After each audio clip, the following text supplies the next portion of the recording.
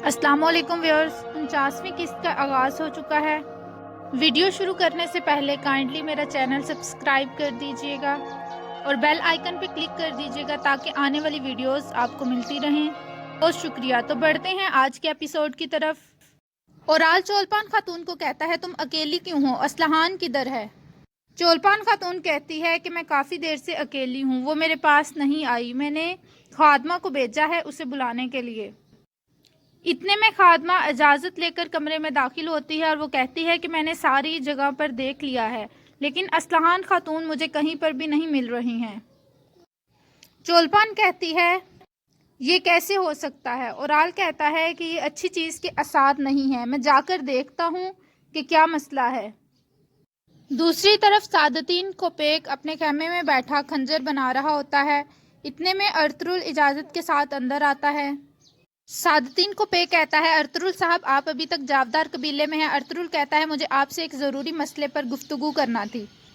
سعادتین کہتا ہے کہ بیٹھو پھر کرو۔ ارطغرل کہتا ہے آپ کا بہت شکریہ کہ آپ نے آلیار کو سردار بنانے کی حمایت کی، اور مسئلہ یہ ہے کہ بازنطینی مغرب سے پر حملہ آور ہونے کی کوششوں میں ہیں اور میں چاہتا ہوں کہ تمام ترک قبائل اتحاد کر لیں تاکہ ان کے خلاف مقابلہ کر سکیں۔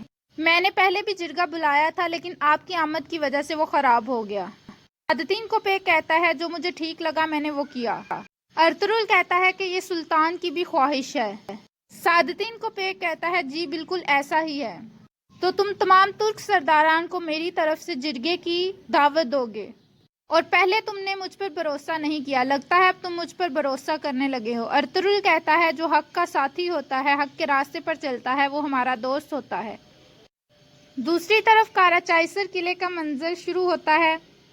دنگرل اپنی دکان کے باہر کھڑا ہوتا ہے اور گاہکوں کو نپٹا رہا ہوتا ہے کہ اچانک وہ ایک طرف دیکھتا ہے، باتوہان وہاں سے گزر کر جاتا ہے۔ حاجت اور ریان بھی اس کو دیکھ لیتا ہے اور وہ دوسری طرف کو منہ کر لیتا ہے تاکہ وہ اسے دیکھ نہ سکے۔ دنگرل باتوہان کا پیچھا کرتا ہے کہ وہ کدھر کو جا رہا ہے۔ وہ چھپ کر دیکھتا ہے کہ باتوہان قلعے کے اندر داخل ہوتا ہے۔ دنگرل حیران ہو جاتا ہے اور وہ سوچتا ہے کہ یہ آخر یہاں پر کیوں آیا ہے۔ دوسری طرف ویسلس اپنے کمرے میں بیٹھا ہوتا ہے کہ اس کا سپاہی آ کر بتاتا ہے کہ باتوہان آپ سے ملنے آیا ہے۔ ویسلس کہتا ہے کہ اس کو اندر بھیج دو۔ باتوہان اندر آتا ہے تو ویسلس کہتا ہے تم یہاں پر کیوں آئے ہو؟ باتوہان کہتا ہے کہ آپ جانتے ہوں گے کہ آلیار اور ارطغرل کا اتحاد ہو چکا ہے اور اس اتحاد سے سب سے زیادہ سامنا آپ کو کرنا پڑ سکتا ہے۔ میں یہ چاہتا ہوں کہ جب میں اورال کا سر لے کر آؤں تو آپ مجھے جاودار قبیلے کا سردار بننے کے لیے میری مدد کریں۔ ویسلس کہتا ہے اور میں ایسا کیوں کروں گا؟ باتوہان کہتا ہے کیونکہ آلیار اور ارطغرل متحد ہونے کے بعد سب سے پہلے آپ کے خلاف کھڑے ہوں گے۔ ویسلس کہتا ہے اور تم جب سردار بنو گے تو تم میرے لیے مشکل کھڑی نہیں کرو گے، کیا ایسا سوچ رہے ہو تم؟ دوسری طرف جاودار قبیلے کا منظر شروع ہوتا ہے۔ آلیار کتلوجہ کو کہتا ہے اورال پر نظر رکھنی ہے، وہ غصے میں کچھ بھی کر سکتا ہے۔ اتنے میں سعادتین کوپیک اندر داخل ہوتا ہے۔ وہ آلیار کو کہتا ہے کہ تمہارے سردار بننے کی خوشی میں تمہارے لیے خنجر تیار کیا ہے۔ آلیار وہ خنجر کھول کر دیکھتا ہے۔ سعادتین کوپیک بتاتا ہے کہ اس کی مٹھی میں نے خود اپنے ہاتھوں سے تیار کی ہے۔ اب جب کہ میں کونیا جا رہا ہوں تو میں چاہتا ہوں کہ اسلحان خاتون سے شادی کر کے جاؤں۔ آلیار کہتا ہے انشاءاللہ ایسا ہی ہوگا۔ اتنے میں اورال غصے میں خیمے میں داخل ہوتا ہے۔ سعادتین کوپیک کہتا ہے کہ تم اتنے غصے میں کیوں ہو؟ اورال کہتا ہے آلیار تم اپنی پہلے دن کی سرداری یوں دکھا رہے ہو کہ تمہاری بہن پورے دن سے غائب ہے اور تمہیں اس بات کا علم ہی نہیں ہے۔ سعادتین کوپیک کہتا ہے کہ اسلحان ایک ہوشیار خاتون ہے، وہ جہاں بھی گئی ہوں گی کسی مسئلے کی وجہ سے گئی ہوں گی۔ دوسری طرف باتوہان ویسلس سے کہتا ہے میں آلیار اور اورال کو اکٹھے بلاؤں گا اور ان کو قتل کر دوں گا اور اس کے بعد میں سردار بن جاؤں گا۔ ویسلس کہتا ہے وہ ایک جگہ تمہارے پاس کیوں آئیں گے؟ باتوہان کہتا ہے کہ ان کی ایک کمزوری ہے، ان کی بہن اسلحان خاتون میرے پاس ہے۔ ویسلس کہتا ہے تو تم نے سعادتین کوپیک کی منگیتر کو اغوا کیا ہے۔ باتوہان کہتا ہے کہ وہ مجھ سے محبت کرتی ہے، وہ خود میرے پاس آئی ہے۔ اورال نے لالچ کی وجہ سے اسے سعادتین کوپیک سے شادی کرنے پر مجبور کیا۔ ویسلس اسے کچھ سونا دیتا ہے اور اسے کہتا ہے کہ میں تمہاری مدد کرنے کے لیے تیار ہوں۔ اس کے بعد باتوہان وہاں سے چلا جاتا ہے۔ के बाद वैसुलुस अपने एक सिपाही को बातोहान का पीछा करने के लिए भेजता है। ख्वाजा तुरैन दुंगरुल को कहता है, क्या वाकई ही ये बातोहान है? दुंगरुल कहता है, जी, और हमें ये खबर कबीले पहुंचानी होगी। बातोहान जब किले से निकलता है तो उसके पीछे वैसुलुस का एक सिपाही भी उसका पीछा करता है। दूसरी तरफ कतलोजा आकर बताता है कि उसने हर तरफ देख लिया है, असलहान कहीं भी नहीं मिली। सादतिन को पेक कहता है कि आखिर वो कहाँ जा सकती है, वो ऐसा कैसे कर सकती है। कहता है कि अगर वो खुद गई होती तो किसी को बताकर जाती, कहीं ऐसा तो नहीं कि उसे अगवा किया गया हो। ओराल अपनी नजरें छुपाने लगता है। सादतिन को पेक कहता है कि कुछ ऐसा है जो तुम जानते हो। ओराल कहता है कि उसे बातोहान ने अगवा किया है। दूसरी तरफ काई कबीले का मंजर शुरू होता है। अर्तुरुल खैमे में आता है।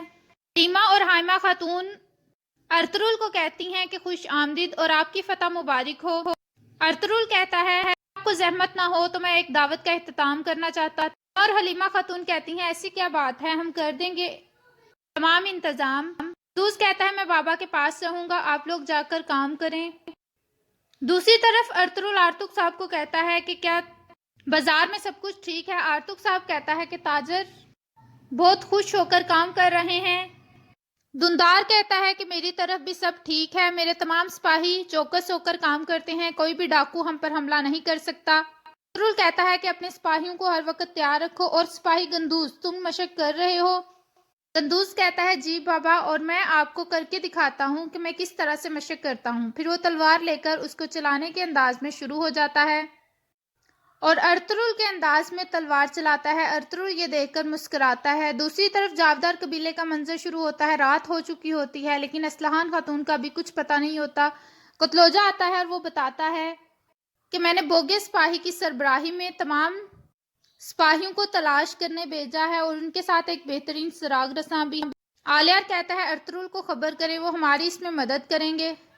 दूसरी तरफ सादतिन को पेकोराल को कहता है कि तुमने एक दफा फिर बेवकूफ़ी की है, मुझे समझ नहीं आती तुमने किस तरह के सिपाही की परवरिश की है। तुम नहीं जानते कि वो क्या क्या कर रहा है, तुम ऐसे सिपाही रखते हो, और अगर असलहान खातून ना मिली तो तुम मुझे अपना सबसे बड़ा दुश्मन पाओगे। दूसरी तरफ काई कबीले में अर्तुरुल अपने सरदारान और अपने सिपाहियों के साथ दावत में बैठा होता है। अर्तुरुल सरदारों को बताता है कि जावदार कबीले में आलियार सरदार बन चुके हैं और हमारा उनके साथ इत्तेहाद मजबूत हो गया है और हम अब पहले से भी ज़्यादा मजबूत हो जाएंगे। अब दुश्मन हम पर हमला करने की कोशिश के बारे में ज़रूर पहले एक दफ़ा सोचेगा। अल्लाह ताला हमारा इत्तेहाद कायम रखे। फिर वो एक शायर को कहता है कि गाना शुरू करें। हम चाहते हैं कि हम खाना खाने के साथ साथ मौसीकी भी सुने। दूसरी तरफ काराचाइसर किले का मंजर शुरू होता है। वैसुलुस रात के खाने की टेबल लगाए हलीना का इंतजार कर रहा होता है। इतने में हलीना आती है। वो देखती है कि काफी ज्यादा एहतमाम हुआ है। वैसुलुस हलीना को कहता है कि खाना शुरू करो।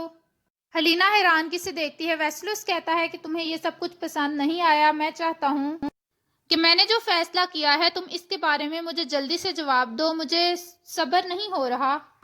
हलीना कहती है कि ये एक संजीदा फैसला है, मैं इतनी जल्दी में इसे किस तरह से जवाब दे सकती हूँ।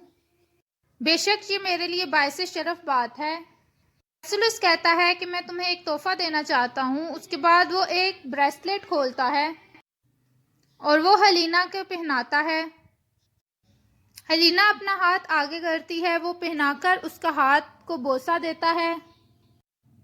हलीना गुस्से से उसे देखती है। दूसरी तरफ काई कबीले में अर्तुरुल अपने खेमे में बैठा अपनी तलवार तेज कर रहा होता है कि इतने में बमसी वहां आता है और कहता है, भाई आपने मुझे बुलाया है।